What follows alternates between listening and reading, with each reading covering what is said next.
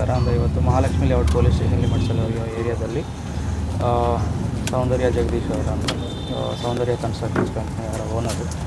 So ಇವತ್ತು morning ನಮಗೆ 9:45 10 o'clock complaint ಬರುತ್ತೆ. ಅವರು ಬಾಡಿ ಆಲ್ರೆಡಿ ಅವರು ಹ್ಯಾಂಗ್ ಮಾಡ್ಕೊಂಡಿದ್ದಾರೆ ಅಂತ ಒಂದು ಕಂಪ್ಲೇಂಟ್ ಬಂದು, ಮತ್ತು ಫರ್ದರ್ ಅದು ಅವರು ಬಾಡಿ ಶಿಫ್ಟ್ ಮಾಡಿದ್ದಾರೆ, ಅವರೇ ತೆಗೆದುಬಿಟ್ಟು ಬೇರೆ ಹಾಸ್ಪಿಟಲ್ಗೆ ಶಿಫ್ಟ್ ಮಾಡಿದ್ದಾರೆ, ಡೌಟ್ ಇತ್ತು.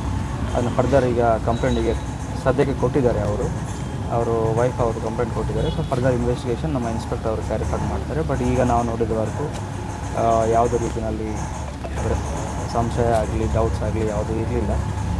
ಸೊ ಕ್ಲಿಯರ್ ಕಟ್ ಹ್ಯಾಂಗಿಂಗ್ ಅಂತ ಅವರು ಹೇಳಿದ್ದಾರೆ, ಸ್ಟೇಟ್ಮೆಂಟಲ್ಲಿ ಕಂಪ್ಲೇಂಟ್ನಲ್ಲಿ ಕೊಟ್ಟಿದ್ದಾರೆ.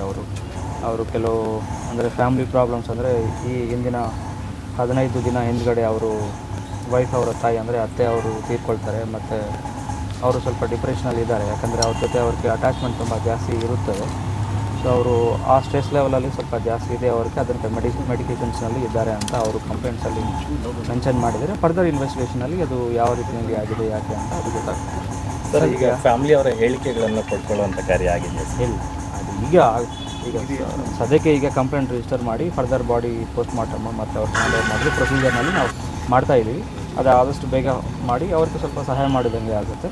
ಅದು ಫರ್ದರ್ ಇನ್ವೆಸ್ಟಿಗೇಷನ್ಸ್ ಆಮೇಲೆ ಮಾಡ್ತೀವಿ. ಸರ್, ಮೊದಲಿಗೆ ಹೃದಯಾಘಾತ ಅಂತ ಹೇಳ್ತಾ ಇದ್ರು ಅನ್ನುವಂಥದ್ದಿತ್ತು. ಈಗ ಕಂಪ್ಲೇಂಟ್ ಕೊಟ್ಟಿದ್ದಾರೆ, ಯಾಕಂದರೆ ಕಂಪ್ಲೇಂಟ್ ಕೂಡ ಹೇಳಿರಲಿಲ್ಲ, ಹೃದಯಾಘಾತ ಅನ್ನುವಂಥದ್ದನ್ನ ಹೇಳ್ತಾ ಇದ್ರು ಅಂತ.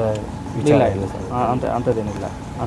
ಅದು ಹೃದಯಾಘಾತ ಆಗಿದೆ ಅದು ಅಂತ ಅದು ಪೋಸ್ಟ್ ಮಾರ್ಟಮಲ್ಲಿ ಡಾಕ್ಟರ್ ಅವರು ಹೇಳ್ತಾರೆ. ಅದು ಪೋಸ್ಟ್ ಮಾರ್ಟಮ್ ರಿಪೋರ್ಟ್ ಬಂದ ಮೇಲೆ ಗೊತ್ತಾಗುತ್ತೆ ಯಾವ ರೀತಿಯಲ್ಲಿ ಅಂತ. ಅಲ್ಲ ಸರ್, ಇಲ್ಲಿ ಮನೆಯಲ್ಲೇ ತೀರ್ಕೊಂಡಿದ್ರಂತ ಅಥವಾ ಬ್ರಾಡ್ ಡೆತ್ ಅಂತ ಏನಾದರೂ ಹೇಳಿದ್ರಂತ ಆಸ್ಪತ್ರೆಯಲ್ಲಿ? ಅದ್ರ ಬಗ್ಗೆ ಒಂದಷ್ಟು ಸ್ಪಷ್ಟನೆ ಸಿಗುತ್ತೆ. ಬ್ರಾಡ್ ಡೆಡ್ ಅಂತ ಡಾಕ್ಟರ್ ಹೇಳಿದ್ದಾರೆ.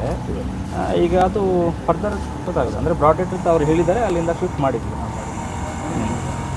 ಓಕೆ. MLA ಸಾಹೇಬರು ಬಂದಿದ್ರು ಈಗ ಗೋಪಾಲಯ್ಯ ಅವರು, ನಿಮ್ಮ ಜೊತೆ ಏನು ಮಾತಾಡಿದ್ರು? ಇಲ್ಲ, ಅದು ಅವರು ಕುಟುಂಬದ ಅವ್ರ ಜೊತೆಗೆ ಅವರು ಸಪೋರ್ಟ್ ಮಾಡಲಿಕ್ಕೆ ಬಂದಿದ್ದಾರೆ. ಅವ್ರಿಗೆ ಪರಿಚಯ ಇದೆ, ಲೋಕಲ್ ಏರಿಯಾದವರು. ಸೊ ಅವರು ಸಪೋರ್ಟ್ ಮಾಡಲಿಕ್ಕೆ ಬಂದಿದ್ದಾರೆ. ಅದಕ್ಕೆ ಪೊಲೀಸ್ ಇನ್ವೆಸ್ಟಿಗೇಷನ್ಗೆ ಯಾವುದೇ ರೀತಿ ಸಂಬಂಧವಿಲ್ಲ. Thank you sir. Thank you.